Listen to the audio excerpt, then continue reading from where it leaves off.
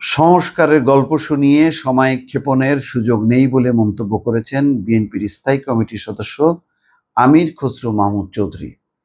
তিনি বলেন, যেসব নতুন নতুন কথা শুনছি, কখনো বলে আনুপাতিক হারের নির্বাচন, কখনো বলে স্থানীয় সরকারের পরে জাতীয় নির্বাচন, তারপর তারা সংস্কার করে শেষ করে যাবে, শেখ হাসিনার বিচার শেষ করে যাবে, এই সমস্ত কথা বলার সুযোগ নেই। তাদেরকে সেই জায়গায় সেই দায়িত্ব কেউ দেয়নি। তাদের একমাত্র দায়িত্ব নির্বাচনের মাধ্যমে আগামী দিনে নির্বাচিত সরকারের হাতে ক্ষমতা তুলে দিবে। দর্শক, এই হচ্ছে বক্তব্য আমির খসরু মাহমুদ চৌধুরী। আসলে আমির খসরু মাহমুদ চৌধুরী না, এই বক্তব্য মির্জা ফখরুল থেকে শুরু করে বিএনপি সবারই বক্তব্য যে নির্বাচন নিয়ে যেই পরিমাণ অনিশ্চয়তা তৈরি হয়েছে, কখন কোনটা আগে, ওই আনুপাতিক, তারপরে স্বতন্ত্র বিচার, স্থানীয় সরকার না জাতীয় সরকার, এসব নিয়ে একটা তালগোল বাকি আছে। ইতিমধ্যে জাতীয় ঐক্য মত কমিশন বৈঠক করেছে একটা, তারপর রেগুলার বৈঠক হওয়ার কথা।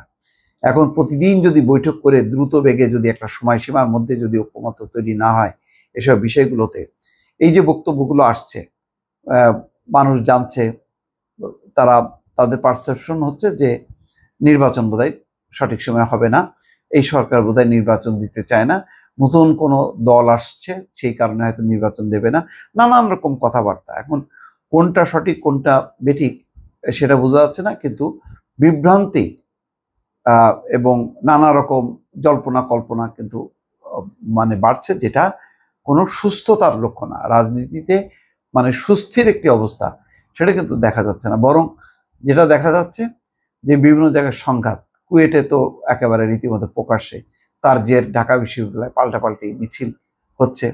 এগুলি কখন সংঘাতমূলক অবস্থার মধ্যে চলে যাবে কেউ বলতে পারে না।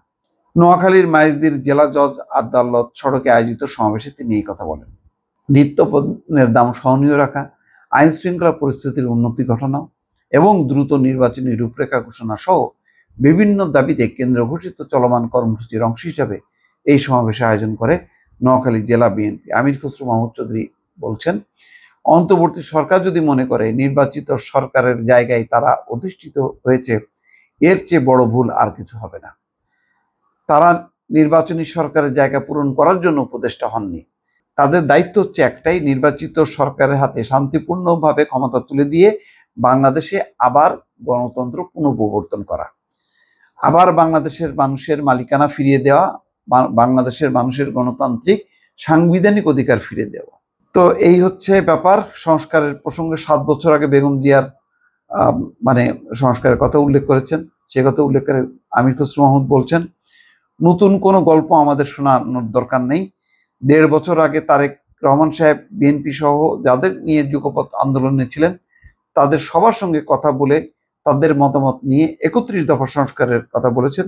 তিনি বলেন, তাদের যদি সংস্কারের খুব ইচ্ছা থাকে তাহলে তারা যে কমিশনের রিপোর্টগুলো তৈরি করেছে সেগুলো আমরা আগামী নির্বাচিত সংসদে পেশ করতে রাজি আছি।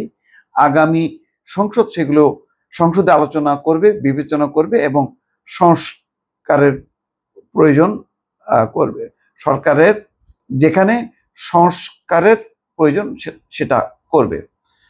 আমির খসরু আরো বলছেন, যারা ক্ষমতা দীর্ঘায়িত করে লাভবান হওয়ার চিন্তা করছেন, আপনারা মনে করছেন আপনারা এই সরকারের একটা অংশ হয়ে গেছেন, এই সরকার যতদিন ক্ষমতায় থাকবে ততদিন আপনারা লাভবান হবেন। আপনারা সরকারের অংশ হয়ে থাকবেন সেটা তো হওয়া সম্ভব নয়, কারণ আপনারা যারা দীর্ঘায়িত করে ক্ষমতার অংশ হিসেবে ক্ষমতা ভোগ করার প্রক্রিয়ার মধ্যে ঢুকেছেন তাদের বলছি পরিষ্কার করে সেখান থেকে বেরিয়ে আসতে হবে। সে যারাই হোক, যদি আগামী দিনের সরকারে যাওয়ার ইচ্ছা থাকে তাড়াতাড়ি নির্বাচনী প্রক্রিয়ায় আপনারা চলে আসুন, আমরা তো আছি নির্বাচনী প্রক্রিয়ায়।